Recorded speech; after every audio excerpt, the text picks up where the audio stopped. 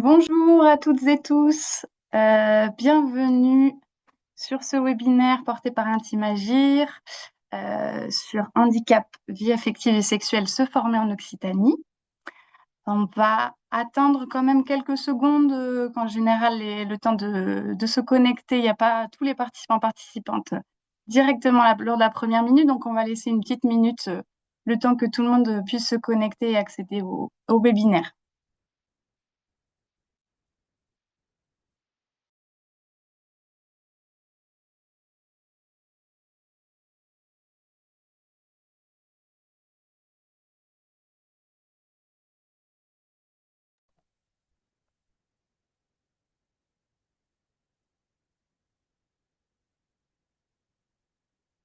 Donc bonjour à celles et ceux qui nous continuent de nous rejoindre. Donc on va commencer, ça va faire venir ceux qui sont en cours de connexion. Donc comme je disais, ce webinaire se nomme Handicap et vie affective et sexuelle, se former en Occitanie. Donc c'est un webinaire qui est porté par le Centre Ressources Intimagir Occitanie, qui est donc un centre ressources sur les questions de vie intime, affective et sexuelle, de lutte contre les violences et de soutien à la parentalité pour les personnes en situation de handicap. Donc ce webinaire, il vise à répondre en fait aux demandes d'information qu'on reçoit de façon fréquente de la part des professionnels, mais aussi de la part des personnes concernées et des proches aidants et aidantes, euh, sur les possibilités de formation en Occitanie sur ces thématiques-là, de la vie affective et sexuelle, des violences et du soutien à la parentalité.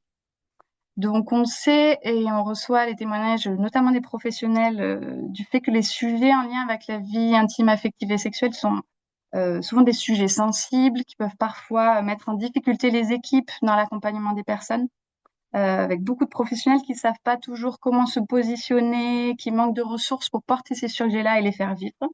Donc voilà, l'objectif de ce webinaire, c'est vraiment de pouvoir valoriser le sens et l'importance de se former sur ces questions, pour promouvoir de façon effective le droit à la vie affective et sexuelle et relationnelle des personnes en situation de handicap, et notamment au sein des établissements sociaux et médico-sociaux. On voulait aussi rappeler, pour introduire ce webinaire, que les orientations politiques nationales, elles préconisent vraiment la formation des professionnels, mais aussi des personnes concernées et de leurs proches sur ces questions-là. Vous avez la circulaire du 5 juillet 2021 qui revient dessus. Également, plus récemment, les recommandations de bonnes pratiques de la Haute Autorité de Santé qui sont sorties en février 2025 sur ces thématiques-là. Donc, n'hésitez pas vraiment à vous saisir de ces textes pour s'en servir comme support dans vos équipes, au sein des institutions, pour vraiment appuyer et argumenter vraiment la pertinence de monter en compétence sur ces thématiques-là pour promouvoir les droits des personnes. Voilà, donc dans cette perspective-là, aujourd'hui, on va donner la parole à 4 organismes de formation qui portent une approche positive de la vie affective et sexuelle des personnes concernées et qui peuvent intervenir sur toute la région Occitanie. Donc, dans ce cadre-là, vous aurez la possibilité de découvrir le CIFRES, donc, qui est donc le Centre international de formation et de recherche en sexualité, le planning familial, l'organisme Sexual Understanding et l'organisme Antigone Formation. Donc voilà, donc on remercie chaleureusement les différentes intervenantes qui peuvent être présentes avec nous aujourd'hui. On voulait aussi vous préciser que ce ne sont pas les seuls organismes qui existent sur le territoire. Sur ces questions, il y a aussi d'autres offres de formation qui existent, notamment des petits organismes de formation qui interviennent aussi à une échelle départementale et qui sont également tout à fait pertinents. Donc, n'hésitez pas à consulter le site internet Intimagir Occitanie, sur lequel il existe un onglet formation qui recense en fait une pluralité d'offres qui existent sur la région sur ces thématiques-là, sur lequel du coup vous pouvez avoir d'autres visuels, d'autres propositions de formation. Concernant le fonctionnement et le déroulé du webinaire, on vous partage du coup quelques informations. Chaque organisme de formation va se présenter pendant une dizaine de minutes et on pourra ensuite avoir à la fin un temps d'échange et de questions-réponses ensemble pendant une trentaine de minutes. Donc, tout au long du webinaire, n'hésitez pas à partager vos questions, vos remarques dans la discussion, vous avez une petite fenêtre en bas de vos écrans qui s'appelle Q&R et dans laquelle vous pouvez noter vos questions. Et du coup, moi, je relayerai à la fin du webinaire toutes les questions que vous avez posées à nos différentes intervenantes pour pouvoir échanger ensemble. Si jamais votre question est destinée à une intervenante en particulier, n'hésitez pas à le préciser, comme ça facilite les échanges. Et pour vous préciser aussi que le webinaire sera disponible ensuite en rediffusion sur notre site internet. Si vous voulez visionner à nouveau des passages, si vous voulez le partager avec des collègues ou du réseau, n'hésitez pas, il sera rediffusable sur le site. Voilà, et donc, sans plus attendre, je passe la parole donc à Amélie Land, Alexia Perret et Sandrine Carême, donc qui sont toutes les trois formatrices, consultantes et éducatrices en vie affective et sexuelle, et qui du coup nous font le plaisir d'être là pour vous présenter l'offre de formation du CIFRES sur ces questions-là. Donc Sandrine, si tu veux, tu peux prendre le partage d'écran. Merci beaucoup Louise et merci beaucoup au Centre Ressources Intime Agir de nous avoir proposé de présenter notre offre de formation. Donc je vais démarrer et je passerai ensuite la parole à mes collègues. Donc on va co-animer toutes les trois. On va présenter les formations du CIFRES et plus particulièrement les formations qui sont portées par le collectif déterminé que nous avons créé ensemble toutes les trois avec Alexia Perret et Amélie Land. Alors, je vous présente, c'est tout d'abord le CIFRES. En fait, qui sommes-nous? On est une association, on a la particularité d'être une association loi 1901, qui a déjà plus de 47 ans d'existence, et également un organisme de formation, et je précise qu'on a la certification Calliope depuis 3 ans. On a différents champs d'intervention. Notre association, elle a d'abord été fondée par des sexologues, le but étant justement de rendre accessible la sexologie, de promouvoir l'éducation à la sexualité auprès des différents publics. Et au fur et à mesure des années, nous avons développé une offre de formation adaptée à nos publics, adaptée aussi aux évolutions sociétales. Donc nos différents champs d'intervention, la formation bien entendu, également la recherche, tout ce qui tourne autour de la consultance, c'est-à-dire que voilà, on peut aussi nous contacter pour des appuis, de l'accompagnement d'organisation, et l'éducation à la sexualité et la santé sexuelle. Ça se décline comment? Par des formations, bien entendu, mais aussi des événements.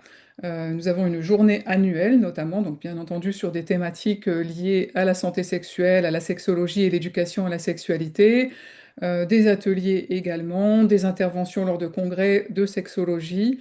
Voilà, en tout cas, une présence autour de la santé sexuelle, à la fois en Occitanie, mais voilà, on intervient également dans d'autres endroits de France et d'ailleurs, voilà, parce que le mot international, mais en tout cas au moins en Europe, on est présent également. Et nos différents publics, des sexologues bien entendu, pour des formations complémentaires aux formations universitaires, mais également des psychologues, des sociologues, des médecins, des professions paramédicales et bien entendu, notamment dans le champ qui nous concerne aujourd'hui, éducateurs et éducatrices, voilà, tous les professionnels qui travaillent dans les établissements sociaux et médico-sociaux avec deux grands objectifs lorsqu'on a fondé le CIFRES. L'idée était de promouvoir une vision intégrative et positive de la sexualité humaine. Donc, les formations qu'on propose dans le champ du handicap, elles vont évidemment dans ce sens et agir pour développer la citoyenneté sexuelle. Je passe la parole à Amélie pour présenter notre collectif. Alors voilà, comme l'a dit Sandrine, effectivement, le CIFRES propose une large gamme de formations, mais nous, on va se centrer sur celle que nous proposons dans le cas du collectif. Donc, qui est ce collectif déterminé? Nous sommes trois. Donc, Alexia Perret, Sandrine Carême et moi-même. Donc, Alexia, en fait, ce qui nous unit, je pense, c'est notre expérience professionnelle mise à profit, justement dans les formations. Alexia est éducatrice depuis 20 ans auprès de publics différents dans des structures différentes. Elle a le master MESH, qui est le master en éducation à la sexualité humaine sur Jean Jaurès Toulouse, formatrice, animatrice et consultante comme nous trois. Et elle intervient également en cabinet par rapport à de la thérapie de couple et elle s'est spécialisée dans la communication alternative améliorée, ce qui est un point crucial, notamment pour l'accompagnement de personnes qui sont non oralisantes. Elle a aussi, donc parce que nous sommes en lien étroit avec Intimagir, puisque nous avons aussi répondu à l'appel à projet, donc nous sommes partenaires d'Intimagir, et donc nous avons aussi animé des webinaires antérieurs. Donc Alexia avait animé celui sur les outils. Sandrine, elle a un profil un petit peu différent, avec une carrière dans le management, direction d'association, et elle a aussi le DUFES, donc un DU en éducation à la sexualité, un DU en santé sexuelle et droits humains. Elle aussi intervient en cabinet, notamment en thérapie de couple, avec une spécialisation sur violences sexistes et sexuelles, notamment en lien avec le travail, mais plus largement dans le handicap. Le webinaire qu'elle avait animé, c'était santé sexuelle. Et moi-même, donc du coup, éducatrice spécialisée de formation et de terrain, avec plus de 20 ans, j'étais gentille, en fait, c'est 25 ans, auprès d'adultes, situation de handicap mental psychique, titulaire du MESH, Master MESH comme Alexia. Et ma particularité, c'est de n'intervenir exclusivement auprès de personnes en situation de handicap, cabinet, domicile et visio, avec un angle un peu plus spécifique autour de désir d'enfant, violences sexuelles. Et le webinaire que j'avais animé était sur le consentement. Alors Alors, du Alexia, coup, prendra la suite. avec le CIFRES, particulièrement autour de la sexualité et du handicap, trois types de formations, en tout cas avec trois durées différentes. L'idée, c'est de pouvoir, dans un premier temps, permettre à tous les professionnels de tous les établissements d'être sensibilisés sur les questions de vie intime, affective et sexuelle. C'est pour ça qu'on propose une séance de 3 heures qui s'appelle plutôt Appréhender la vie intime, affective et sexuelle. Pour les personnes qui auraient envie d'aller un peu plus loin et de pouvoir animer notamment des ateliers autour de la vie intime, affective et sexuelle, on propose une formation qui du coup va être de 4 jours où là, l'idée, ça va être d'aller un peu plus loin, que ce soit dans les contenus théoriques. On va pouvoir travailler autour de l'anatomie et de la physiologie, de comment on aborde ces sujets avec un public en situation de handicap. On va travailler autour du genre. C'est aussi une formation au cours de laquelle on va présenter énormément d'outils et de ressources pour pouvoir aborder ces ateliers et se préparer à comment on anime des ateliers. Pour les personnes qui auraient envie d'aller encore plus loin et qui voudraient devenir référents finalement et pouvoir coordonner les sujets de la vie intime, affective et sexuelle, ben là, cette fois, on va proposer une formation de 6 jours parce que les 2 derniers jours vont surtout constituer à aller encore plus loin sur l'aspect légal et réglementaire, à réfléchir notamment aux partenariats qu'on pourrait mettre en place autour de ces sujets et puis à réfléchir à comment au sein d'un établissement ou au sein d'une association, on va pouvoir finalement coordonner toute la thématique vie intime, affective et sexuelle. La formation appréhendée de 3 heures, elle peut intervenir soit au tout début du cursus, soit au sein des établissements, une fois que la formation de 4 jours a été réalisée, en co-animation finalement avec les personnes ressources qui auront été formées. Ça va permettre d'être encore au plus près des besoins de chaque établissement et de pouvoir aussi légitimer la parole des personnes qui auraient été formées sur ces 4 jours. Ces formations, celle de 3 heures, elle peut être aussi proposée en distanciel. Et la formation de 4 jours ou de 6 jours peut être proposée en intra pour chaque établissement ou en inter-établissement si on est un tout petit établissement ou une toute petite association et qu'on a envie d'envoyer seulement une ou deux personnes se former ou qu'on est un professionnel qui n'a rien de mis en place encore dans son établissement et qui aimerait venir se former tout seul ou toute seule sur ces questions-là.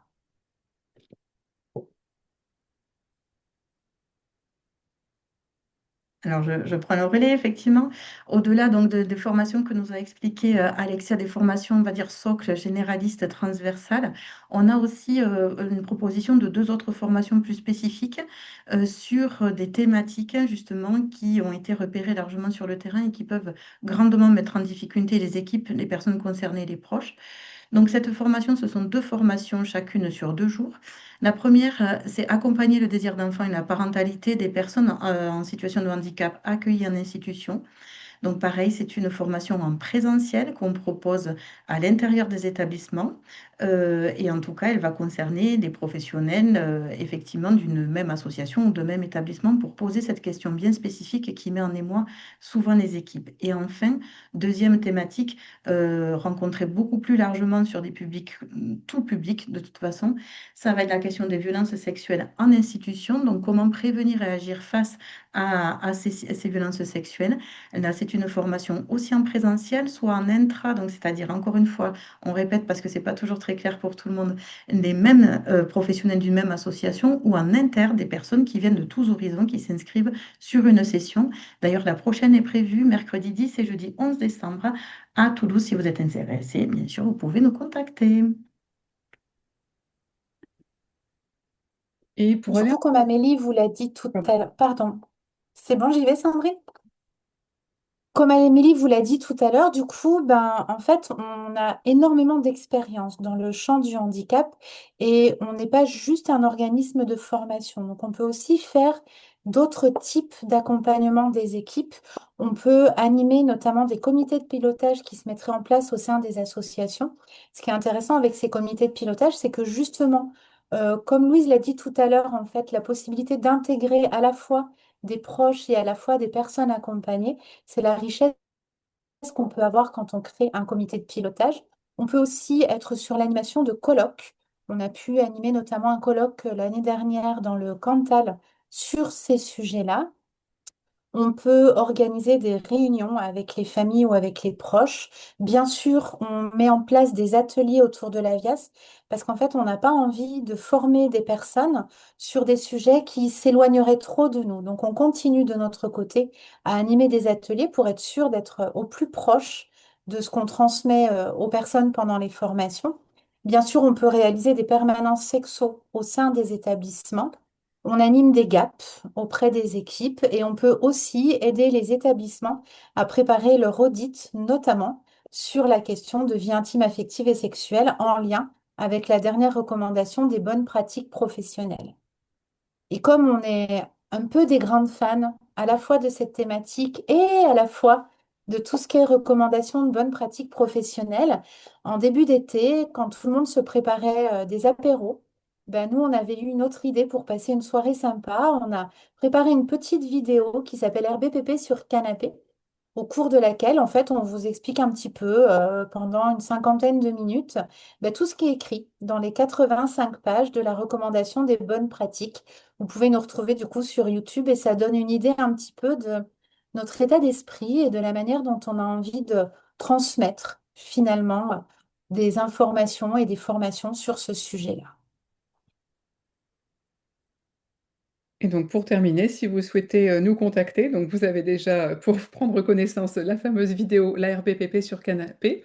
Vous pouvez nous contacter par mail en fait à l'adresse du collectif, collectif déterminé sur Gmail, nous suivre sur les réseaux sociaux, notamment le réseau professionnel LinkedIn, et puis vous retrouverez les contenus de nos formations, les programmes et les objectifs sur le site bien entendu du CIFRES, et vous pouvez, si vous avez des questions, bah, nous interpeller, soit sur le site, l'adresse mail du CIFRES, et également via l'adresse mail du collectif. Voilà, merci beaucoup. Merci beaucoup pour cette présentation, pour aussi la richesse et la pluralité de toutes les choses qui sont proposées par le collectif déterminé et par le CIFRES, qui sont effectivement collectif déterminé, des partenaires privilégiés qui sont vraiment une ressource précieuse sur notre territoire. Donc, merci pour votre intervention. Je passe maintenant la parole du coup à Marie Dacosta, qui est donc coordinatrice de projet de la Fédération régionale du planning familial Occitanie, et qui va du coup nous présenter l'offre de formation du planning familial, notamment dans le cadre spécifique du dispositif handicap et alors, dont elle va vous expliquer les contours et les modalités. Tu peux y aller, Marie, si tu veux, pour le partage.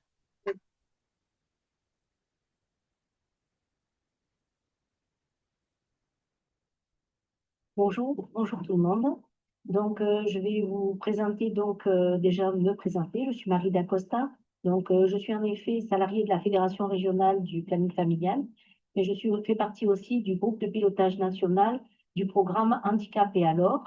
Donc, il y a un programme qui maintenant a pratiquement 20 ans et s'appuie donc sur les lois de 2002, de 2005. Il est né à ce moment-là. Mais on avait une antériorité d'intervention auprès de de personnes en situation de handicap depuis de nombreuses années. Et à ce moment-là, on s'est dit, ben, il faut peut-être rendre un peu plus visible ce qu'on fait et, et formaliser un peu toutes les pratiques qu'on a dans le mouvement. Donc, on a mutualisé, on s'est rencontrés et on a créé ce programme qui s'appelle Handicap et alors. Alors, ce programme, en fait, il a donc, il promeut une approche positive de la sexualité et de la vie affective des personnes en situation de handicap, se base sur une approche globale de la personne dans le respect de l'expérience et du vécu de chaque individu. Parce que c'est pas parce qu'on n'est pas arrivé dans une structure avant qu'il n'y a pas que les gens ont une expérience, et que ce soit les professionnels ou les résidents, tout le monde a une expérience de vie de laquelle on part et dont on tient compte. Pardon. Donc, l'idée, c'est de mettre à jour et d'harmoniser les attitudes professionnelles aussi au sein d'un établissement sur la question de la vie affective et sexuelle, puisqu'on a des niveaux de formation, des formations sur le sujet différents. Donc, nous, on essaye de proposer quelque chose qui va un peu permettre à tout le monde d'avoir un peu un niveau commun. Donc, le programme, il a 4 axes en fait. Il a 4 axes vraiment. Un axe qui est sur la question de l'accompagnement des personnes, qui se traduit par la mise en place de séances de groupes de parole des VARS pour les personnes en situation de handicap. Il y a aussi un axe qui accompagne les proches et les familles. Alors, on dit proches et familles, non pas parents, parce qu'on a aussi les aidants naturels, les frères et sœurs. Il y a des familles vieillissantes aussi. Donc, voilà, et éventuellement même les personnes qui sont tutelles. On accompagne aussi les professionnels par la formation des professionnels et par l'analyse de la pratique. Et on accompagne aussi les institutions pour faire avancer cette question-là à l'intérieur de la structure. Parce que des fois, on répond aux exigences de la loi, mais on n'a pas forcément inscrit ça dans le règlement intérieur ou dans le fonctionnement de la structure. Donc, on n'en a pas réfléchi avec toutes les équipes. Et là, on accompagne justement cette réflexion-là et cette intégration de la thématique dans la vie au quotidien. Voilà, je vais trop vite. Donc, nous, on a une approche genrée. On est sur la question de réduction des risques et sur la question du et puis on est sur une approche de counseling, c'est-à-dire d'écoute basée sur la personne, une écoute active. Donc, on part bien de la personne et pour la personne. Voilà. Et l'idée, c'est de lutter pour créer les conditions d'une sexualité vécue sans répression ni dépendance. Bon, les actions de terrain, on va dire, la force de ce programme en 4 axes, c'est qu'il s'inscrit quand même dans un réseau national et régional de structures, puisqu'il y a dans chacun de tous 13 départements d'Occitanie une association départementale, et chacune de ces associations départementales a la possibilité d'intervenir auprès de structures spécialisées. Alors peut-être que je ferai une parenthèse pour un ou deux départements où on a des plannings qui sont un petit peu nouveaux, où du coup, ils n'ont peut-être pas une offre de formation aussi importante que les autres, mais il y a toujours moyen dans notre réseau de faire un interdépartemental aussi, de trouver des solutions qui peuvent être adaptées. Donc, pour les personnes concernées, ça se traduit par des séances d'éducation à la vie affective, relationnelle et sexuelle, mais aussi des entretiens individuels dans la structure ou hors la structure, dans nos locaux aussi, puisqu'on favorise ça aussi quand c'est possible, pour que les personnes puissent aussi avoir accès aux droits communs.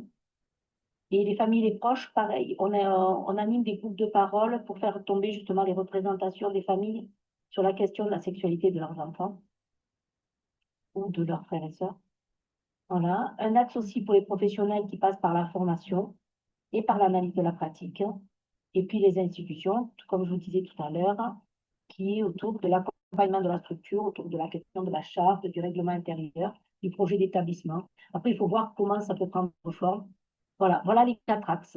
Le 4e axe, institution, étant un axe qui peut être aussi celui où on va définir ensemble comment on va développer le programme sur votre structure, à quels besoins répondent les équipes, aux besoins des équipes, pour faire un projet qui soit construit et qui s'inscrive dans le fonctionnement et qui ne soit pas non plus quelque chose d'hors sol. L'idée étant bien sûr que au quotidien, ça reste quelque chose d'ancré et que ça continue à vivre après le passage du planning. L'idée n'étant pas non plus de se faire une clientèle. Pour le planning, on est dans l'idée d'autonomiser les équipes et d'autonomiser les structures aussi.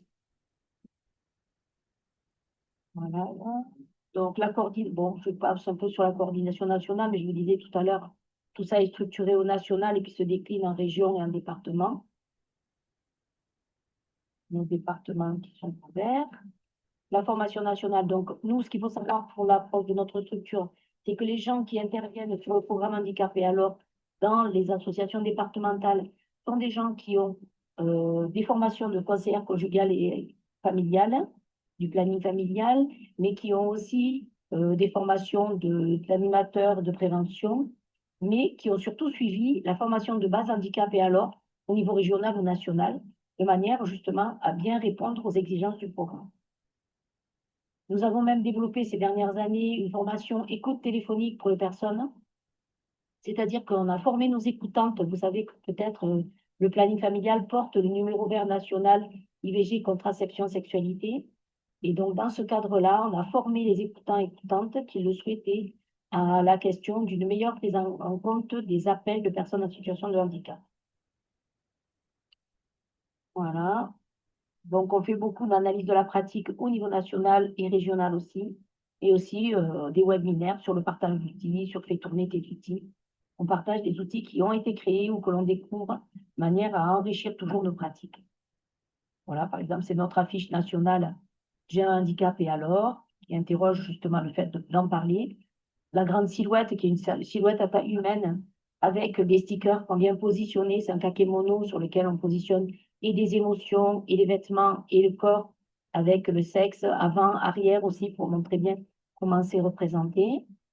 Une brochure que l'on a éditée sur la question de la loi, c'est handicap et sexualité et les questions de loi. Et Mon corps, moi et les autres, qui est une brochure qui a été créée pour répondre aux besoins avec des équipes d'éducateurs et de parents de personnes en situation d'autisme. Donc, c'était vraiment pour accompagner justement les explications. Donc, c'est une brochure outil. Qu'est-ce que je peux vers vous? Qui sont les limites en institution de l'expression de la sexualité, la chambre, le lieu collectif, les espaces intimes, la relation à l'autre, les poupées sexuées qui permettent et de découvrir le corps, mais aussi d'interagir, de faire jouer des personnages pour interagir, et une brochure sur la vie affective, qui n'est pas forcément la vie sexuelle, mais qui parle bien de la vie affective, même de la relation à la famille et tout, qui a été traduite en FALC. Voilà. Donc, bon, je vais passer sur l'approche, puisque je vous ai déjà dit, on fait sur les institutions.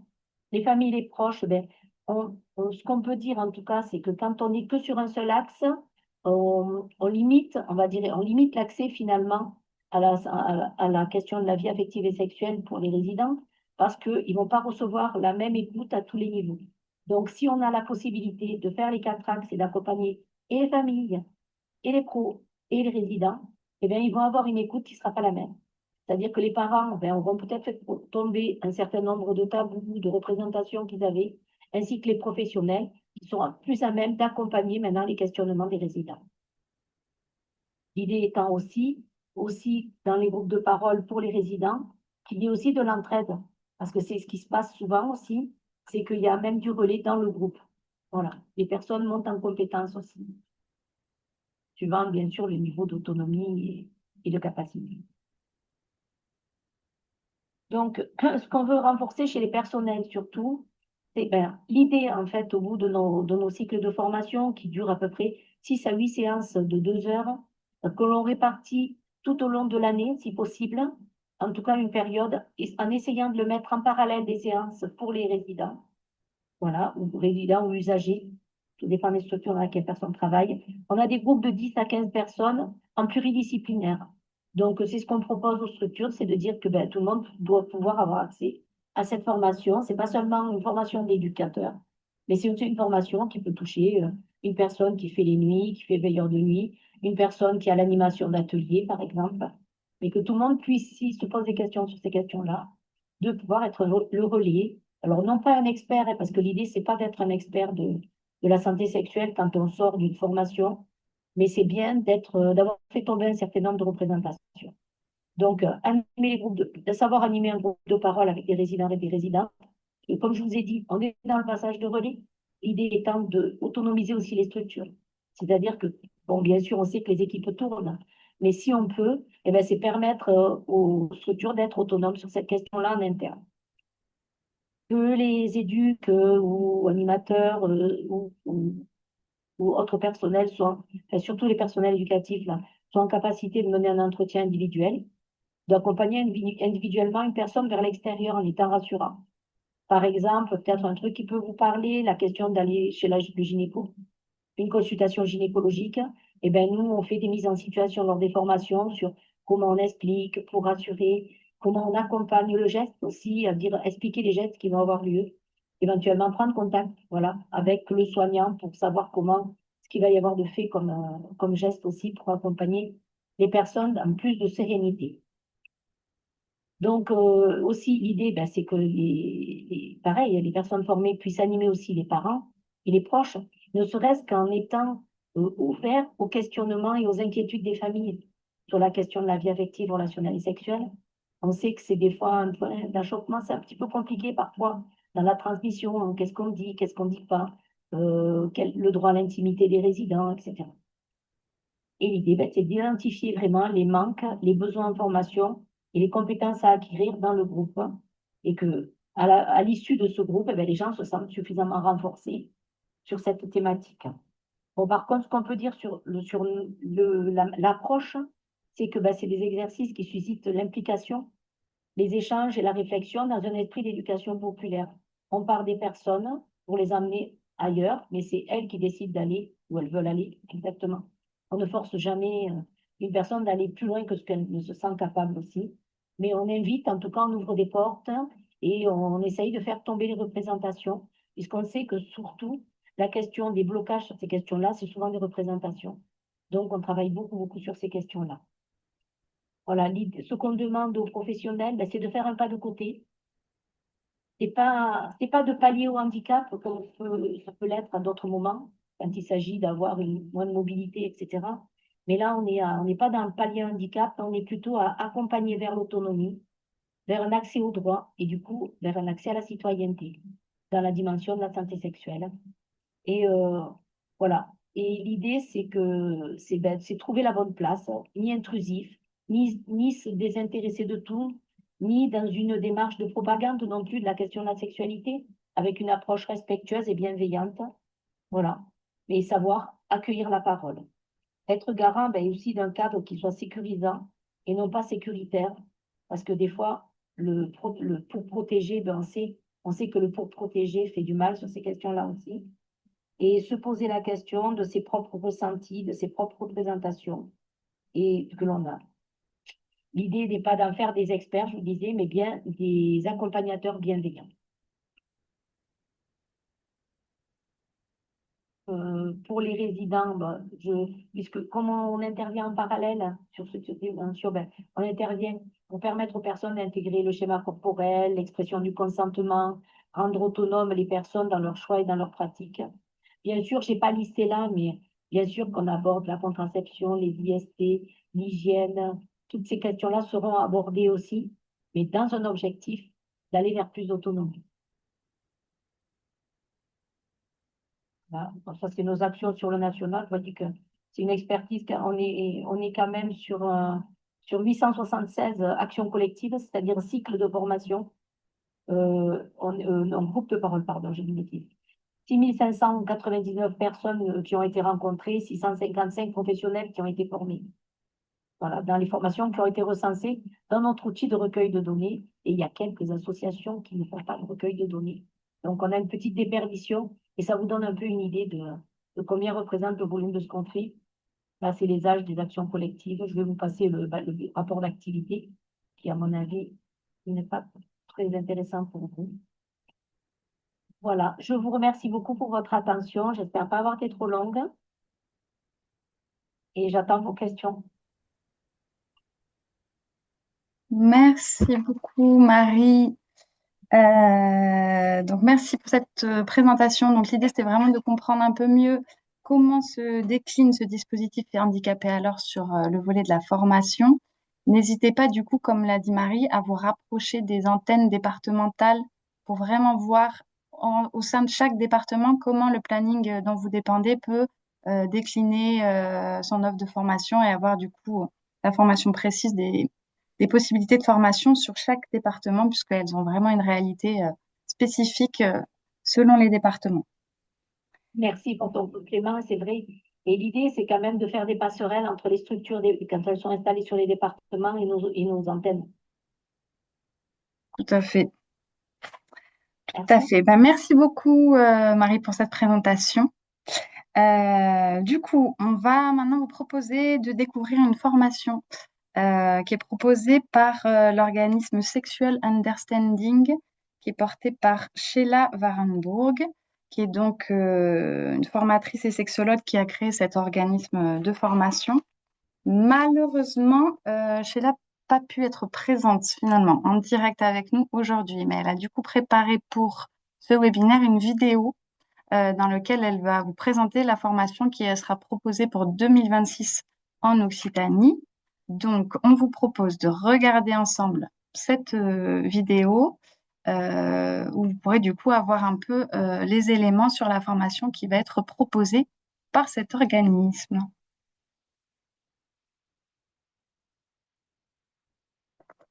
N'hésitez pas à nous dire si jamais le son fonctionne mal, dites-nous tout de suite, on rectifiera le tir dans la petite encoche Q et R.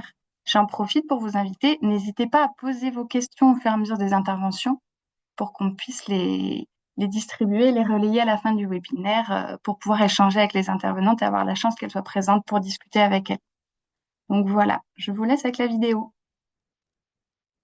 Bonjour à ceux et celles qui sont présents pour ce webinaire d'information proposé par Team Agir Occitanie. Je suis Sheila Warenburg, je suis diplômée en sexologie et santé publique depuis bientôt 30 ans. Mon initiative au départ était de proposer des groupes d'expression, groupes de parole auprès des personnes concernées par le handicap. Donc j'ai commencé en animant auprès de ces personnes avec leurs différentes situations de handicap. Donc j'ai accumulé de l'expérience, des retours des participants, des retours de ma co-animation. Mais assez rapidement, je me suis rendu compte que, on parle de 1998, pour faire le compte, et je me suis rendu compte que je ne pouvais pas avancer auprès des personnes concernées sans passer par des professionnels.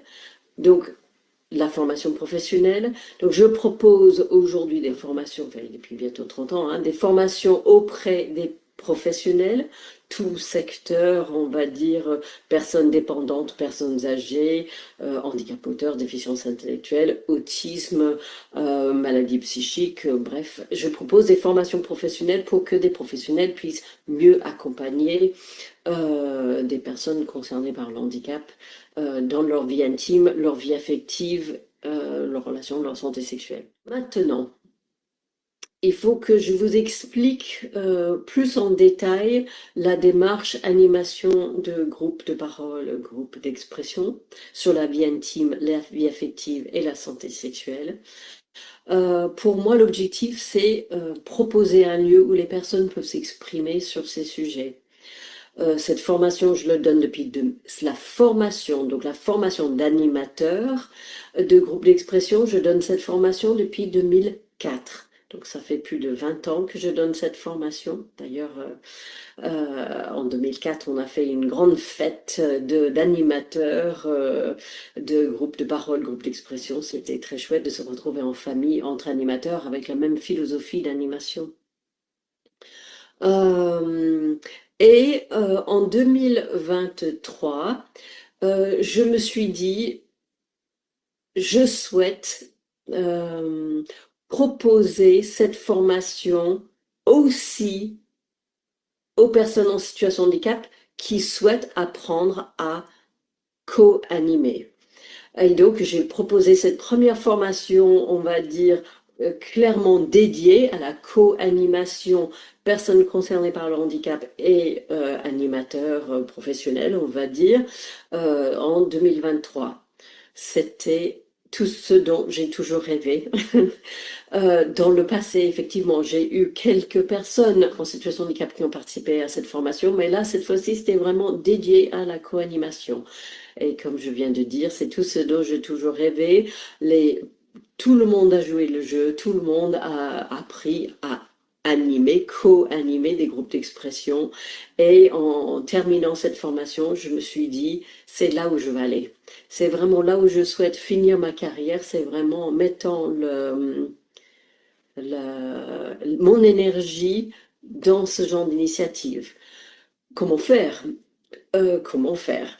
Et évidemment, comme vous connaissez vos intimes agirs, je me suis dit, qui peut mieux être partenaire à cette initiative dans la philosophie, dans la proximité, que des intimes agirs. Donc j'ai contacté les différents intimes agirs dans les différentes régions et j'ai été merveilleusement bien reçue pour commencer, et pour dire est-ce qu'on peut faire un partenariat comme Intimagir est plus proche des personnes, des professionnels, que c'est quand même assez spécifique l'idée d'apprendre à co-animer.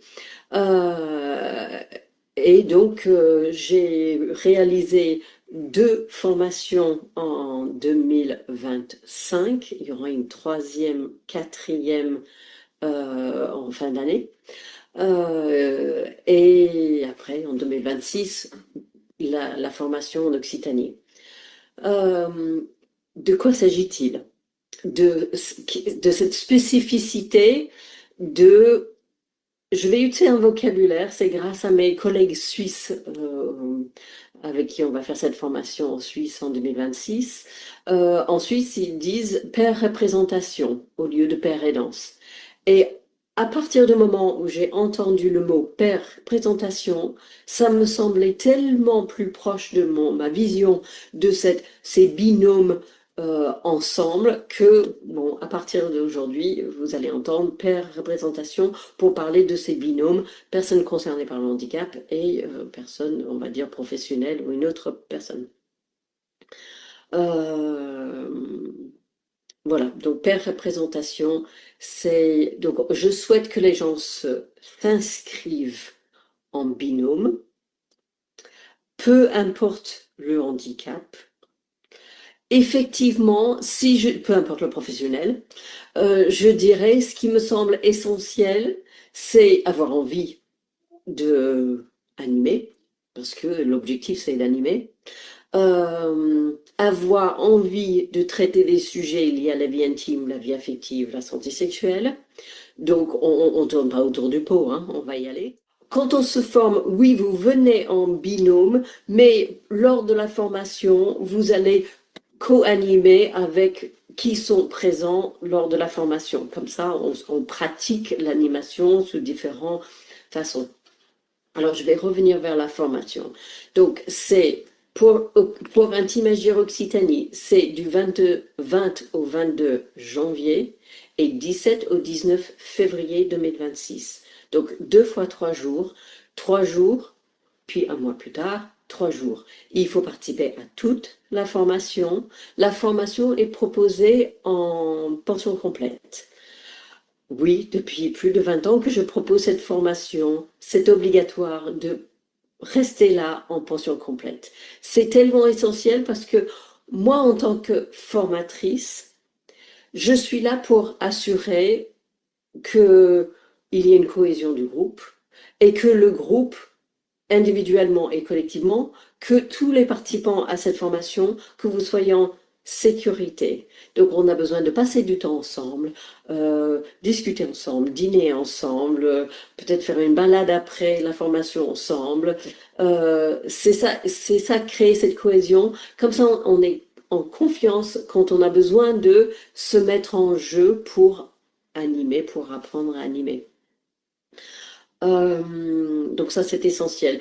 À ce jour, a priori, on sera au Mercure Montpellier,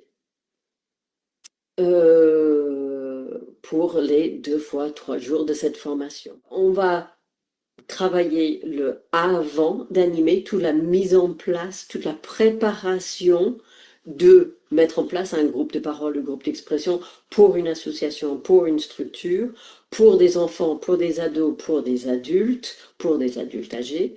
On va parler du handicap et des différentes situations de handicap et sexualité dans les différentes situations de handicap. Pour qu'on pratique le vocabulaire, pour qu'on se sente à l'aise avec le vocabulaire, qu'on puisse être explicite sans être grossier. J'y tiens. On va préparer l'animation, on va avoir des outils d'animation qu'on va pouvoir utiliser tout en restant en sécurité. C'est un élément important. On va animer, donc on va faire des jeux de rôle pour apprendre à animer. On va utiliser des outils d'animation pour apprendre à animer. On va s'auto-critiquer lors de ces animations. Ce n'est pas facile d'animer. Et donc, cette formation est très exigeante, du début à la fin. C'est exigeant, mais animer, c'est exigeant. Voilà. Donc, je ne vois pas comment on peut faire d'autre. Vers la fin de la formation, on va parler de l'évaluation des groupes, de la continuité des groupes, de la sécurité des participants quand ils terminent un contrat d'animation de groupe de parole. Pour terminer, je devrais certainement dire un mot sur l'inscription. Si vous souhaitez vous inscrire en binôme ou éventuellement, s'il y a de la place, seul ou avec un collègue, il faut passer par Intimagir. Intimagir va collecter toutes les inscriptions, comme ça ils ont une visibilité sur qui s'inscrit. Ils vont passer toutes ces informations vers moi. Moi, je vais m'occuper d'être en lien avec vous pour, on va dire, les devis, les facturations, les conventions de formation, s'il vous faut ce genre de choses. Voilà, tout le côté paperasse. Voilà, c'est mon engagement de m'occuper de cette partie-là. Et donc, toute la partie administrative par la suite passera par moi. Donc, l'inscription par Intimagir, la suite passera par moi. En mot de la fin, ce que je souhaite dire, c'est que j'ai déjà eu quelques personnes d'Occitanie intéressées par la formation et leurs questions, leurs remarques étaient très pertinentes. Donc, j'ai hâte de rencontrer ces personnes lors de la formation. Si vous êtes intéressé par la formation, au plaisir de vous avoir avec nous.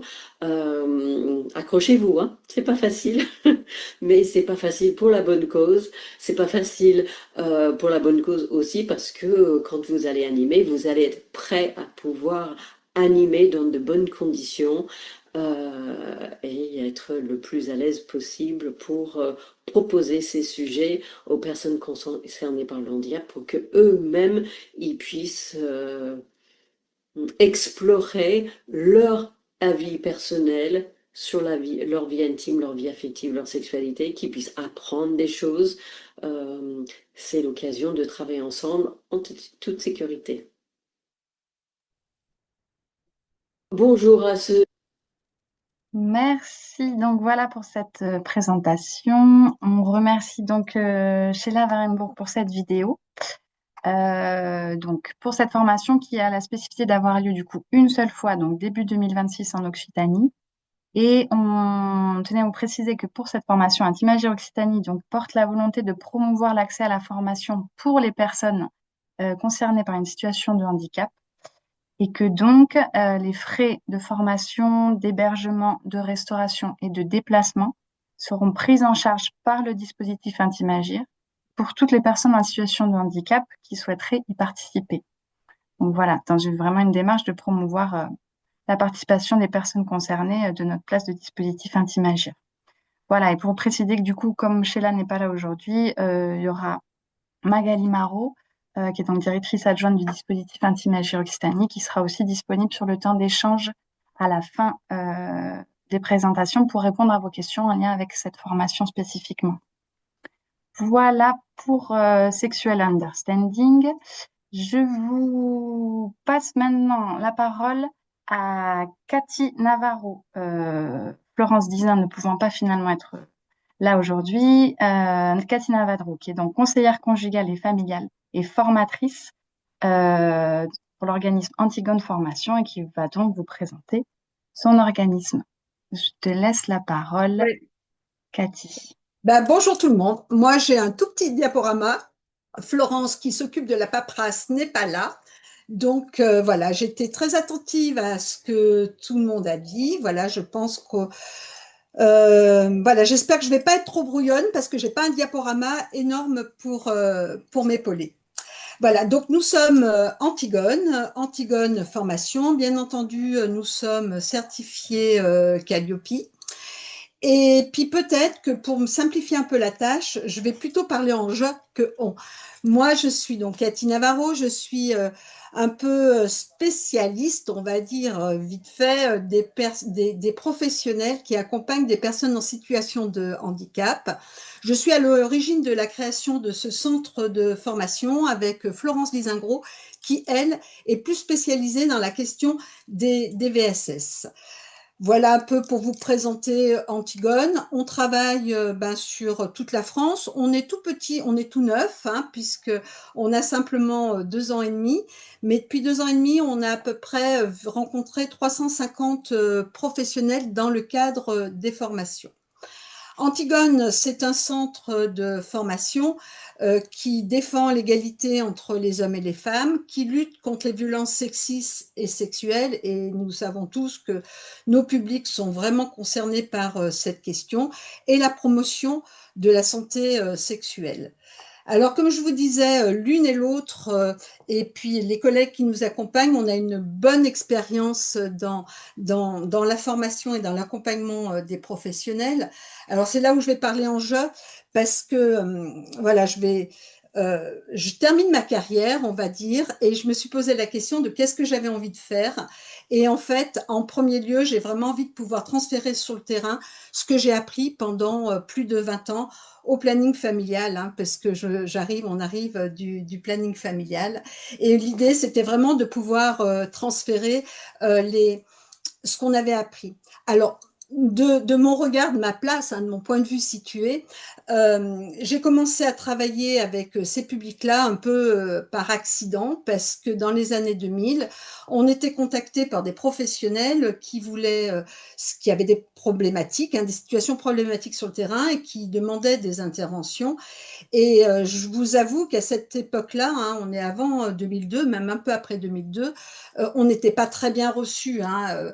Soit c'était les équipes de direction qui étaient avec des freins énormes, soit c'était les équipes éducatives, pédagogiques, etc., qui disaient la question de la sexualité, voilà, on n'a pas de sexualité ni d'intimité pendant qu'on est dans l'institution. Bon, voilà, donc c'était très compliqué.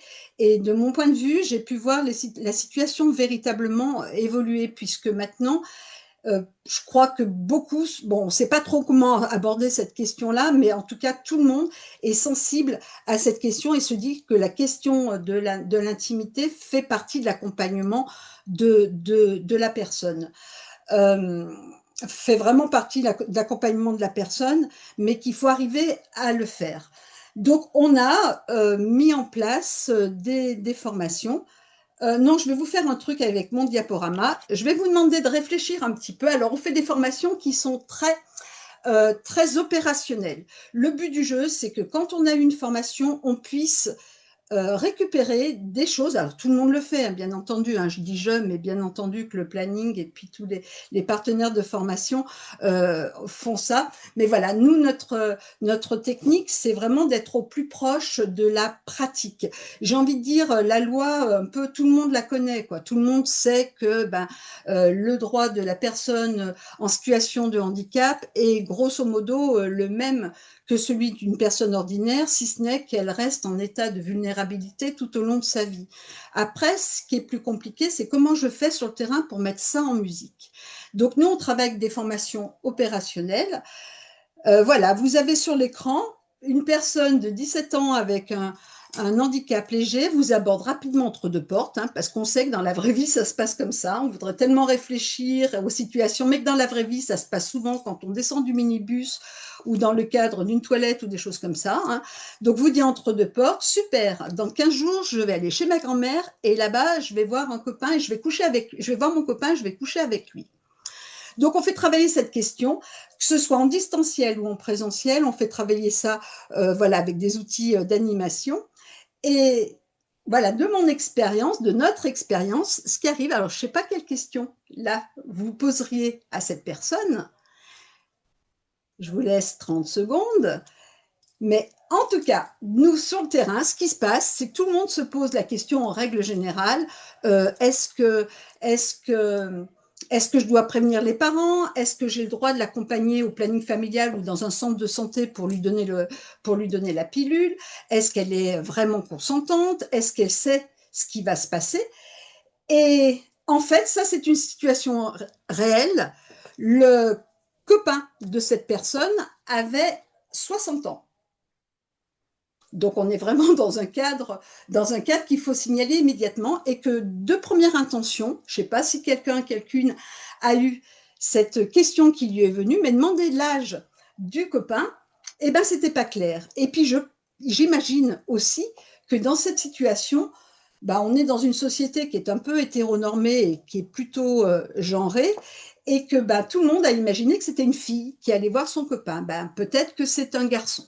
Voilà, donc ça, c'est des choses qui bousculent un petit peu les représentations et on travaille un petit peu avec ces techniques-là à partir des situations de l'établissement. Alors, je vais vous montrer. Alors, ah merde, j'ai arrêté le partage. Je reprends le partage. Ça doit être bon, là. C'est bon, ça marche. Voilà, mais est-ce que ça bouge plus de chez moi? Vous allez rester avec cette phrase jusqu'à la fin de mon intervention. Voilà. Donc, voilà, de notre constat et dans notre façon de travailler, bien entendu que la question de l'intimité, elle est importante dans les institutions, qu'elle concerne tout le monde. Alors moi, je parle plutôt des professionnels. Elle concerne tout le monde parce que face à une situation problématique ou une façon d'agir, toutes les fonctions de l'institution sont en face, que ce soit les personnes des cuisines, les gardiens de nuit, les gardiens, gardiennes de nuit, les équipes éducatives, en fait, tout le monde peut être face à cette question. Et c'est important de pouvoir donner une information, pas une information, d'avoir en tant que professionnel une réaction identique sur tous les créneaux de l'institution. On dit à nos usagers, à nos usagères, la question de l'intimité, c'est une question qui est personnelle et c'est pas une affaire publique. Ça, c'est ce qu'on dit. Par contre, dès qu'il y a une problématique, les usagers, les usagères peuvent voir que, en fait, tout le monde, toutes les fonctions sont capables de dire 2-3 choses. Et puis moi, je vais aller poser des questions en tant qu'usagère ou usager. Je vais aller poser des questions un peu à toute l'équipe. Donc, c'est important de pouvoir repérer dans une institution les 3, 4, 5, 6 personnes, selon la taille de l'institution, qui sont un petit peu référentes autour de cette question. Et sur la question de l'intimité, selon, quand je suis un professionnel, selon mon histoire personnelle, on va pas, et mes valeurs et mes croyances, on va pas tous être à égalité. Donc, l'idée de cette première journée de formation qu'on fait généralement en intra, c'est-à-dire dans les institutions, c'est de pouvoir réfléchir ensemble, les plus grandes équipes. Hein. On arrive par moment à pouvoir avoir plus de 25 personnes dans cette première journée, parce que vraiment, l'idée, c'est de pouvoir balayer toutes les fonctions. L'objectif étant, bien entendu, que chacun reconnaisse que la question de l'intimité concerne tout le monde et qu'on doit la traiter dans l'institution, en tout cas qu'on doit la prendre en compte. Et je me suis perdue, qu'on doit prendre en compte la question de l'intimité dans l'institution. Mais par rapport à ma valeur personnelle, selon mon histoire de vie, je vais pouvoir être en limite. Et cette première journée, elle est vraiment là pour que chacune des professionnels de la formation puisse savoir, moi, je ne suis pas très à l'aise. Je ne suis pas très à l'aise avec les mots de la sexualité. je suis un peu biaisée et que tranquillement, je puisse me mettre un petit peu à l'écart de cette question et repérer dans ma structure vers qui je peux envoyer. Donc, je sais que moi, je ne vais pas trop m'occuper de ces questions, mais par contre, je vais laisser travailler, les autres. Cette première journée de formation, elle peut être suivie par 2, 3, voire 4 jours complémentaires, toujours pareil, dans l'institution, pour pouvoir arriver à mettre en place des groupes d'échange. Nous, on fait vraiment un travail, nous, tout le monde le fait, hein, je veux dire, il n'y a pas qu'Antigone qui le fait, hein. On fait vraiment un travail sur mesure. Moi, j'aime bien dire qu'on fait aussi le service après-vente, hein. C'est-à-dire qu'on travaille en amont avec l'institution et avec les inscrits pour pouvoir avoir les situations, pour avoir des situations plus proches de leur pratique. Et à partir de là, et puis du temps qui est possible, on va déployer des modules de formation qui vont passer les sujets qui les concernent.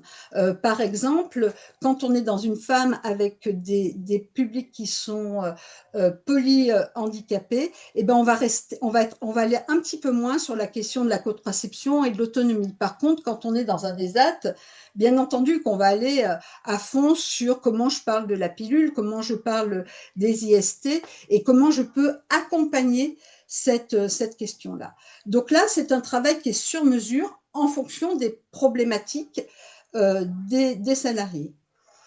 Moi, j'aime bien dire que cette question, on vient de loin sur cette question de l'intimité publique en situation de handicap. Moi, j'aime bien dire qu'il faut faire du pas à pas. Ça sert à rien d'arriver puis de vouloir tout bouleverser dans une institution. La première marche étant, selon moi, selon nous, étant de pouvoir acter ça dans un règlement intérieur, acter dans un entretien, zut, j'ai oublié le nom, comment vous appelez ça, l'entretien, vous savez, l'entretien qui se fait généralement en septembre où on a le plan d'accompagnement de la personne, pouvoir avoir dans ce questionnaire-là, pour les usagers, une question autour de l'intimité. On travaille avec les professionnels pour que quand cette question sur l'intimité, sur la sexualité arrive, eh ben, qu'ils puissent être outillés pour pouvoir poser assez clairement la question à la personne, genre, est-ce que tu as une vie sexuelle et est-ce qu'elle te convient? Parce qu'on peut s'apercevoir que les usagers, souvent, on va, bien entendu, hein, c'est normal, hein, puisque notre rôle c'est de la protection, on va vouloir les protéger et on a un prisme de la sexualité qui est vraiment autour du danger, autour du consentement, etc. Mais jamais, très rarement, on se permet de pouvoir leur poser la question de est-ce que c'est agréable pour toi? Et moi, je dis souvent aux professionnels, si nous, on ne leur demande pas, du moins en tout cas les personnes référentes et les personnes accompagnantes, si elles ne leur demandent pas, qui va leur demander? Qui va leur poser cette question? Donc c'est important parce que ça permet justement de pouvoir affiner l'accompagnement. Voilà, ça c'est en travail, donc comme je vous disais, sur mesure avec les institutions. Et puis aussi, on met en place des formations de 4 jours qui balayent. Donc, ces formations de 4 jours, elles sont en inter, c'est-à-dire avec plusieurs institutions. Et le but du jeu, eh ben, c'est de pouvoir faire ce chemin autour de la santé sexuelle des usagers ensemble, avec l'expérience qu'on a chacun dans nos établissements. L'objectif étant, in fine, de pouvoir se lancer dans les groupes d'échange. Alors, bien entendu, on propose à chaque fois des outils, des choses comme ça, mais en fait, le meilleur outil, c'est le professionnel. Un outil dans lequel, et puis le public aussi, hein, les usagers, un outil avec lequel je ne me sens pas à l'aise, ben, ça va être très compliqué de le porter, même si ma collègue, même si ça va très bien pour ma collègue. Donc, c'est important de trouver un peu son style quand on veut animer des groupes d'échange pour être le plus accompagnant, le plus entourant possible et pas être centré sur sa propre personne et son animation. Voilà, donc on dédramatise beaucoup ces groupes d'échange pour les professionnels parce que souvent, ce qui les empêche de se lancer, c'est la peur. Donc, en fait, pendant ces 4 jours de formation ou quand on travaille ça dans les équipes, l'idée, c'est vraiment de leur donner confiance et puis leur leur dire que ils ont la chance d'avoir des usagers, pour certains, qui sont depuis de bons nombres d'années dans cette institution. L'idée, c'est de faire du pas à pas avec des programmes qu'on peut proposer, voire créer avec eux.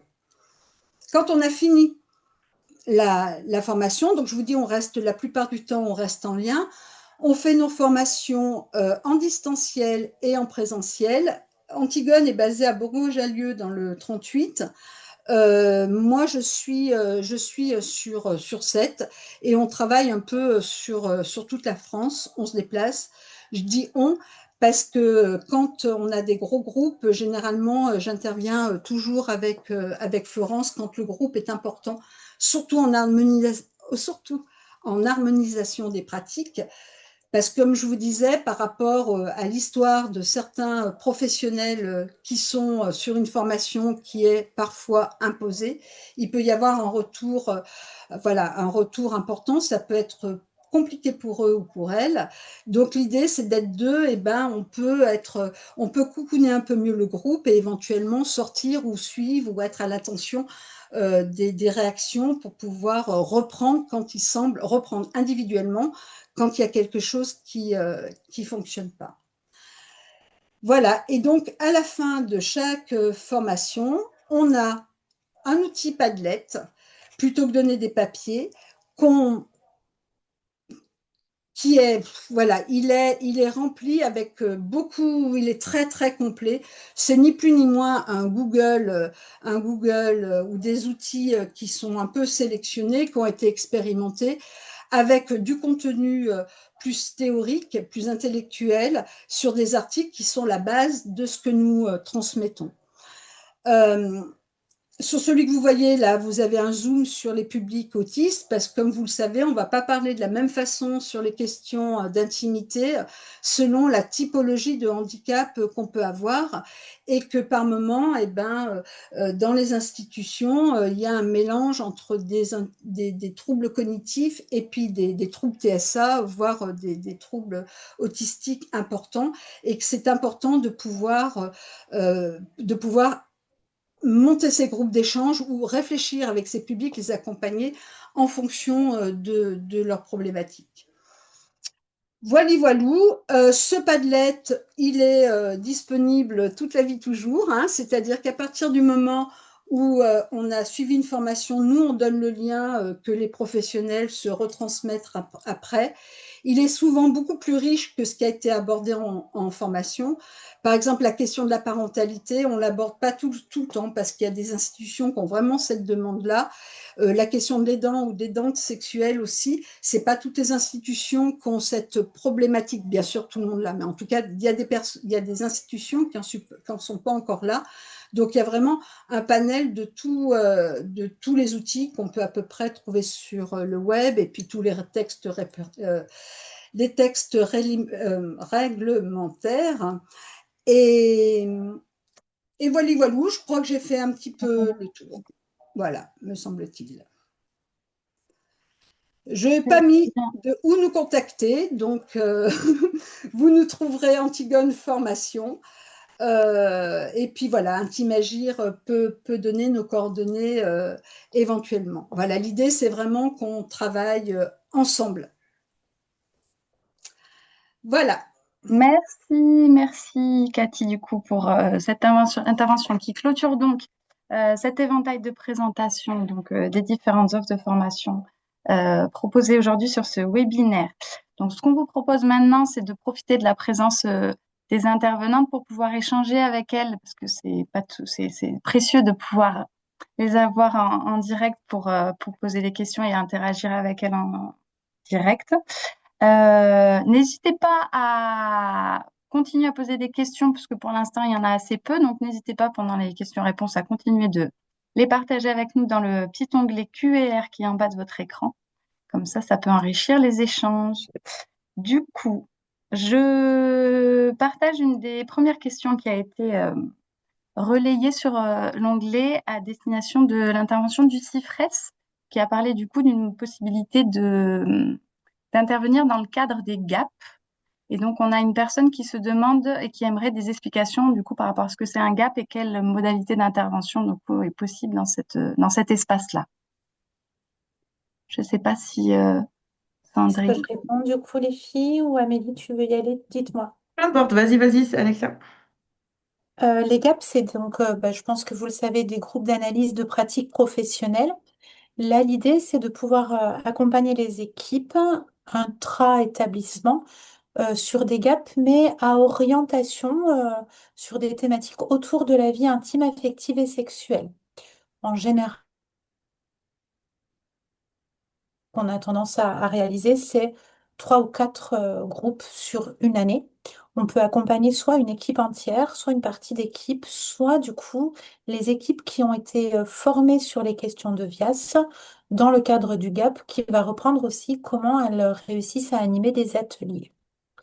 Amélie, est-ce que tu veux rajouter des choses? Non, ça me paraît clair, effectivement, idéalement, c'est la suite logique de formation, mais en tout cas, on sait que souvent, en fait, c'est une thématique, c'est vrai qu'on ne rentre pas dans le cœur du sujet, mais là, entre la vie affective qui est extrêmement vaste, la vie, effectivement, sexuelle, tous les enjeux institutionnels ou liés au handicap, amènent très souvent des questions souvent complexes où se combinent différentes problématiques.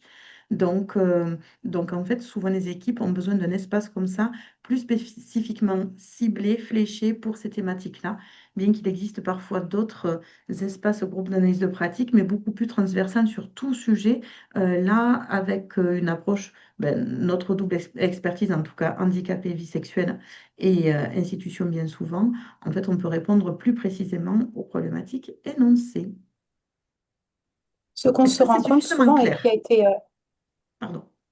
Ce qu'on se rend compte souvent et qui a été évoqué un peu par tous les organismes qui se sont présentés aujourd'hui, c'est que une fois notre passage terminé, il y a encore énormément de besoins d'échanges parce que la formation, quel que soit le nombre de jours, elle nous prépare de manière théorique, mais après, souvent, on se rend compte que les équipes, elles rencontrent d'autres difficultés qu'elles n'avaient pas forcément anticipées au moment de la première formation.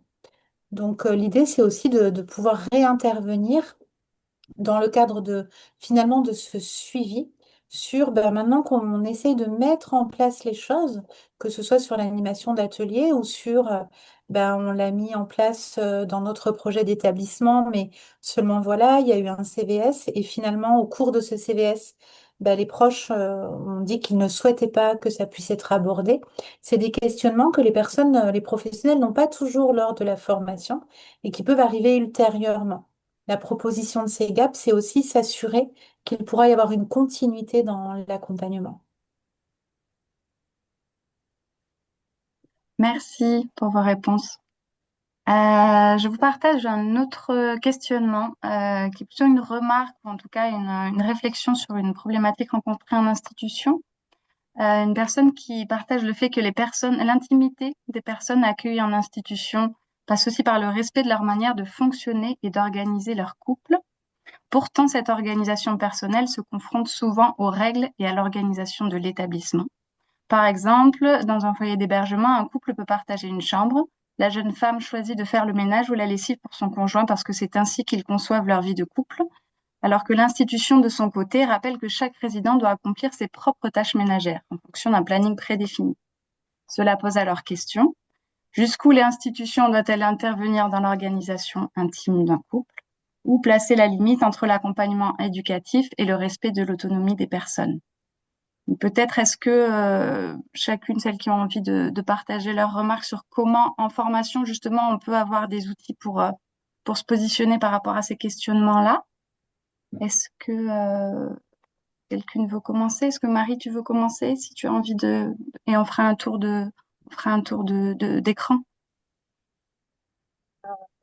Moi, ça interroge directement la manière dont est structuré l'accueil des personnes en situation de handicap dans notre société. Il y a, il y a des pays où ça pose moins de questions, ce genre de situation-là, parce que c'est pensé, on n'est pas sur des structures collectives, on est sur des plus petites collectivités. Là, nous, on est sur des grosses collectivités qui, du coup, obligent à avoir un fonctionnement qui est à la hauteur, on va dire, de la taille de la collectivité. Le cas par cas est plus compliqué dans une structure qui accueille 200 personnes que dans une petite entité de 7 à 8 personnes. Voilà. Donc, et après, bon, la question de, il faut travailler avec les résidents concernés pour leur représentation aussi du couple. Et c'est bien, il faut accompagner l'équipe, là, à mon avis, pour pour leur faire réfléchir à ce que ça veut dire la question genrée, là, le fait que pourquoi cette résidente veut faire la lessive de son chéri, là, et pourquoi on n'est pas dans des tâches partagées, c'est peut-être la discussion qu'il faut avoir avec eux aussi. C'est la question du partage des tâches, la question de la représentation du couple, qui est intéressante. Je trouve qu'il y a une bonne porte d'entrée pour discuter de cette question avec eux là. Mais après, en formation pour les professionnels, ben, c'est ce que je vous disais tout à l'heure dans notre accompagnement des structures, hein. C'est aussi ça. C'est-à-dire sur des situations comme celle-là, c'est comment la structure peut s'adapter elle aussi à des besoins spécifiques et du coup l'intégrer dans son fonctionnement quand c'est possible. Sinon, j'ai pas de solution miracle. Mhm. Est-ce que Cathy, tu veux en dire un mot? On a toujours envie d'avoir une baguette magique en disant il n'y a qu'à faire comme ça et puis ça va le faire. Mais en fait, dans la réalité, ça ne se passe pas du tout comme ça, on le sait, hein. Un jour, j'irai habiter en théorie parce qu'en théorie, tout se passe bien. Dans la pratique, ça peut être compliqué. Mais en tout cas, ça interroge déjà le regard un peu genré que peuvent avoir les professionnels, les valeurs, les tâches ménagères doivent se partager. Et puis comment les personnes peuvent vivre leur vie de couple. L'idée, c'est de pouvoir en faire vraiment un sujet dans l'institution, c'est-à-dire comment fonctionne le règlement intérieur, pouvoir noter des choses. Et puis c'est là où c'est super quand il y a des groupes d'échange, parce que du coup, ça permet de pouvoir distiller des choses. Effectivement, nous, du moins moi, de mon regard, voilà, le partage des tâches est super important. Ça permet de pouvoir aborder ces questions de genre, de partage, de rôle de la femme, rôle de l'homme dans un couple avec les usagers de façon globale. Après, ceci dit, c'est toujours un peu touchant parce qu'on va demander à des personnes en situation de handicap de faire par moment plus d'efforts sur leur représentation qu'on va nous demander à nous en tant que personnes ordinaires. Personne vient chez moi pour me dire, eh ben ça, c'est pas équitable. Donc, il faut avoir aussi ce respect de qui sont ces personnes et pouvoir les accompagner et se dire, eh ben, que c'est quand même des questions qui sont pas, qui sont bien compliquées, hein, même quand on est des questions d'égalité, hein, même quand on est des personnes ordinaires, eh ben, ça coule pas sur le sens et que ça demande un travail cognitif de changer ses représentations, d'agir face à l'autre, hein, parce que moi j'ai bien compris, mais l'autre n'a pas nécessairement compris. Je risque d'aller vers des conflits. Ben, voilà, donc il faut aussi peut-être mesurer. Ah, je sais pas ce que je dis, hein, je le dis de façon un peu spontanée, mais être en mesure, savoir mesurer qu'est-ce que je vais demander à ces personnes-là. Et puis peut-être aussi, je vous dis, moi, la plupart du temps, c'est revenir vers l'usager et dire, est-ce que ça vous convient? Alors bien entendu, si l'institution voit qu'il y a une énorme inégalité, qu'elle passe son temps à faire tourner des machines, on peut se poser des questions éducatives, mais déjà savoir, voilà, savoir si eux, ça leur convient. Et les règlements intérieurs, quoi, bien entendu. Est-ce que l'équipe des déterminés, vous avez envie de partager quelque chose sûrement sur comment on peut trouver dans les formations ce repérage sur comment placer la limite entre l'accompagnement, l'autonomie des personnes et les enjeux de l'institution? Ben, en fait, Alexia, ben oui, vas-y. Mhm. enfin, je pense on a toutes très envie de répondre, à mon avis, ce que je vais dire. C'est toute la question de l'autodétermination, en fait, et de comment on va accompagner les personnes à pouvoir défendre et comprendre et envisager ce qui est le mieux pour elles, et pas en fonction des prérogatives d'une société ou des prérogatives d'un travail éducatif. L'autodétermination, nous, c'est le fil conducteur tout au long de nos formations parce que c'est pas simple. Les professionnels sont toujours dans ce paradoxe dans leur quotidien entre protéger et laisser libre, accompagner et amener à la réflexion. Il n'y a pas trop de 4 jours pour pouvoir aller travailler sur ces questions d'autodétermination dans la sexualité, en fait. Et ça, c'est typiquement un sujet qui peut être abordé. Dans quelle mesure j'ai mes valeurs en tant que professionnelle et dans quelle mesure j'accompagne les valeurs des personnes accompagnées. Tout en étant vigilant, et je rejoins quand même Marie, sur l'idée d'être important de travailler aussi autour de ces rôles de genre, en fait, de ces rôles stéréotypés. L'idée, c'est pas de demander de ne plus les avoir, c'est de permettre aux personnes de se questionner sur qu'est-ce que ça représente, en fait. Peut-être pour rajouter, parce qu'on ne va pas répondre à cette question, mais quelle est la valeur ajoutée d'une formation? C'est que ce cas, par exemple, on pourrait le prendre en tout début de formation et envisager quel est votre positionnement sur le sujet, cheminer pendant la formation et comme Alexia le disait, sur l'autodétermination, le cadre légal, l'accompagnement en vie affective et sexuelle, le couple aussi au sein de l'institution. Et puis en fin de formation, finalement, est-ce que votre positionnement a évolué, si oui, comment, et comment vous aborderiez désormais en fait cette situation. C'est ça qui est intéressant aussi et la plus-value, on va dire, de la formation. Merci à vous pour ces partages. Une autre réflexion, interrogation, une personne qui une professionnelle, donc qui cherche à réfléchir à comment orienter une personne en lien avec des situations de dépendance affective pour accompagner au mieux une de ses résidentes et savoir vers quelle structure elles peuvent se tourner. Donc, de la même façon, on ne va pas répondre ici à comment répondre à cette situation précise, mais peut-être plutôt comment chacune vous pouvez amener un peu comment en formation on peut réfléchir à justement quand on est face à une situation d'accompagnement qui nous interroge notamment sur la question du spectre des violences. euh, Comment on peut avoir des outils pour orienter les personnes au mieux en fonction du territoire où on travaille. On appelle Intimagir. C'est ça. Le planning familial, quand on a la chance d'avoir sur le territoire un planning familial, c'est vraiment une porte d'entrée. Voilà, c'est vraiment une belle porte d'entrée pour l'accompagnement. Il m'a coiffé au poteau, Cathy. On t'a pas bien entendu, Marie, je crois. Je dis à Cathy, tu m'as coiffé au poteau. J'avais voulu Oui, dire la même chose. mais ça reste une machine extraordinaire.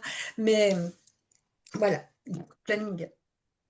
Planning, mais voilà, numéro vert aussi. Oui, j'allais dire aussi. Le Ouais, numéro vert, et puis il y a, je pense que dans les grands réseaux médico-sociaux aussi, il y a des gens qui ont vécu déjà des formations et de structure à structure aussi. Il peut y mm, avoir de l'entraide. Et mm, si on n'a personne qui se sent d'accompagner cette personne sur notre structure, on peut demander dans notre réseau, je sais pas, j'imagine qu'on est dans un réseau peu importe, je ne vais pas citer un raison particulier, mais une autre structure sœur, voilà, on peut l'appeler et puis on lui demande est-ce que tu as des gens chez toi qui sont formés, qui pourraient l'accompagner aussi? C'est aussi une possibilité. mm, Et faut pas avoir, faut pas avoir des murs entre chaque structure, mais bien plutôt des liens à tisser. Et d'ailleurs, qu'est-ce qu'on propose? On propose aussi aux structures, des fois, si elles veulent organiser, comme vous faites avec Antigone, avec de l'interstructure, c'est de mm, dire, on peut aussi réfléchir collectivement mm. dans les appels, dans l'analyse de la pratique. Est-ce que l'équipe du CIFRES, vous avez envie de partager quelque chose seulement sur comment, en formation, on peut se saisir comme ça d'outils, de connaissances pour pouvoir orienter les personnes? En fait, en formation, on va appréhender justement tous les différents réseaux de ressources qui peuvent exister.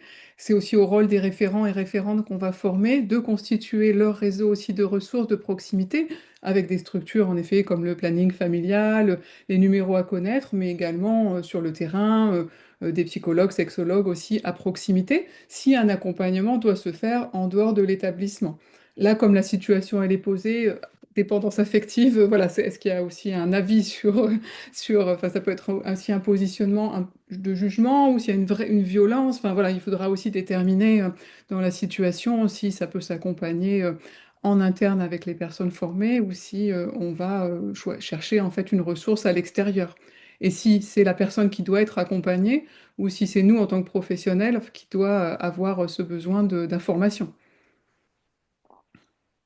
Et effectivement, j'en profite pour ajouter qu'il est toujours possible de passer un petit appel ou un petit mail au dispositif Fatimagir de votre région et que c'est vraiment aussi une de nos missions un peu centrales de pouvoir justement repérer sur le territoire d'où vous exercez un peu toutes les ressources qui peuvent être adaptées aux besoins que vous rencontrez et à la situation avec laquelle vous avez besoin de soutien. Donc, ne pas hésiter. Je vous partage une autre question d'une personne éducatrice spécialisée. Je souhaite me former sur les VARS pour travailler ce sujet plus spécifiquement. Je ne fais pas encore partie d'une institution. Est-ce que les formations proposées sont accessibles même si on ne fait pas partie d'une institution? Et est-ce que ces formations peuvent permettre d'exercer par la suite en libéral?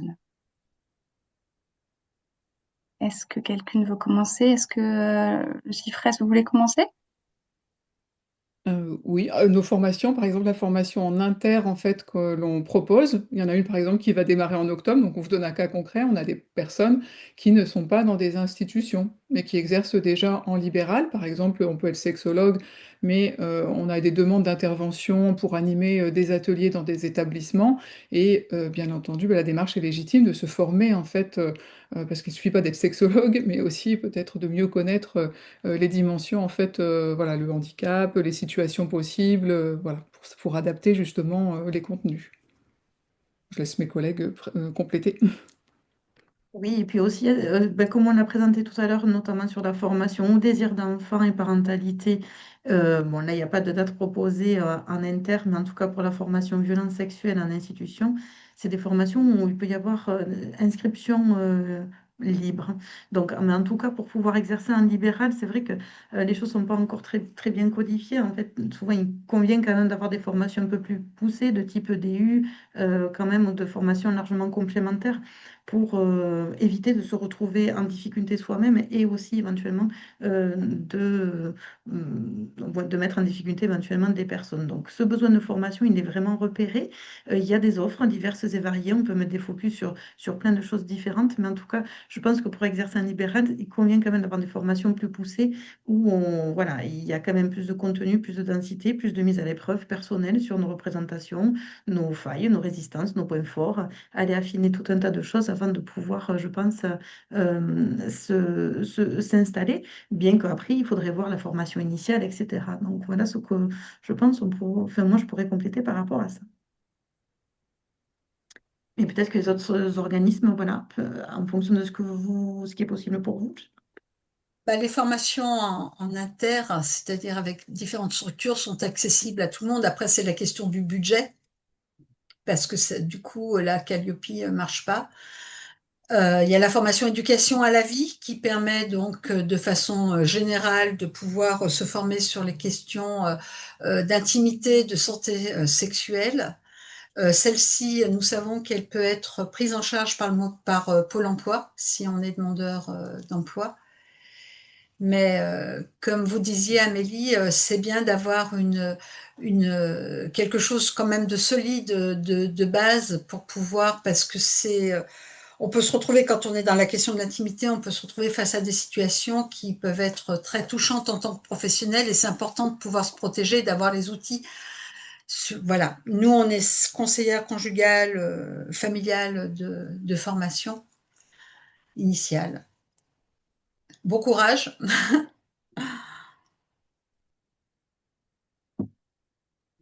Merci pour vos demandes. Sur les questions là, a priori, je vérifie, mais je pense que la plupart des personnes ont pu avoir une réponse à leurs questions. Il est 15h29, donc ça nous permet en plus de terminer ce webinaire dans les temps qu'on avait délimité ensemble au début. Merci beaucoup à toutes les personnes du coup qui ont pu intervenir aujourd'hui avec nous et pouvoir du coup partager et promouvoir la pertinence pour tous et toutes de se former sur ces questions-là. On rappelle que du coup le webinaire est enregistré, donc il pourra être rediffusé sur le site internet et du coup vous pourrez le revisionner, avoir accès au support dans ce cadre-là. N'hésitez pas également, si vous avez besoin d'informations supplémentaires, de vous rapprocher des différents organismes de formation ou du centre ressources Atimagir. On peut aussi compléter et et affiner un peu vos questionnements sur les différentes offres de formation qui ont été proposées. Si quelqu'une a envie de partager quelque chose avant que je clôture, c'est encore possible, si quelqu'une a envie. Oui, je veux bien. Amélie? Louise, et j'ai vu qu'il y avait une autre question sur des personnes qui étaient en difficulté avec des colocataires qui exprimaient le besoin de trouver des personnes extérieures et rechercher des renseignements sur le cool dating. Je ne sais pas si Oui, tu avais vu. je viens d'y Oui. répondre du coup directement en invitant la Pardon. personne à venir nous contacter pour avoir plus d'informations à ce sujet-là. Il me semblait on sortait un peu du cadre de la formation. Eh ben, Donc, alors, moi, je veux bien faire le lien avec la formation justement par rapport à ça, ah, parce que ok. c'est des besoins qui sont repérés systématiquement Hum, par toutes les équipes, par toutes les personnes, notamment quand elles vivent en institution, mais pas que. On le voit dans le cadre d'Intime Ensemble, c'est autre chose, mais sur le terrain, dans les formations, c'est vraiment quelque chose qui revient très fort. Donc, en tout cas, dans l'espace que nous on propose, il y a toujours deux, trois séquences qui sont ajustables, modulables en fonction des besoins spécifiques repérés sur le terrain. Donc, il y a des thématiques complémentaires. Et on peut prendre aussi un temps sur des études de situation où on peut travailler justement cette question spécifique de la solitude, du besoin de recherche, en fait, de recherche affective, de recherche de contact, de recherche amicale et évidemment de recherche amoureuse et éventuellement sexuelle. Donc, cette question-là, elle est extrêmement importante. Il me convient qu'on puisse aussi étayer des équipes qui se retrouvent parfaitement démunies parce que ça renvoie justement en fait, aux normes sociales ou handicap, justement, qui n'est pas euh, vu comme étant désirable, etc. Et donc, ça amène énormément de questions de représentation et d'habileté à venir travailler derrière. Donc, c'est pour ça que je voyais quand même le lien sur la formation. Je ne sais pas si les autres collègues des autres organismes veulent le compléter, mais c'est vraiment un point central, effectivement, qui met au défi les personnes accompagnées et les équipes, justement, face à ce qui est un problème récurrent. Bien réel. Est-ce que quelqu'un a envie de réagir avant qu'on clôture, du coup, par rapport à cette question?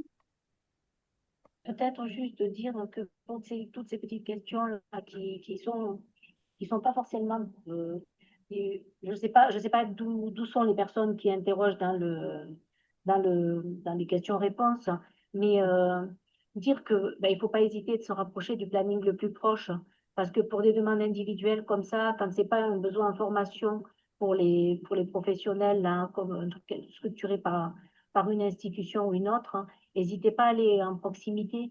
Amélie disait aussi, alors ça peut être un planning, ça peut être une sexologue, ça peut être une personne qui est formée sur le territoire.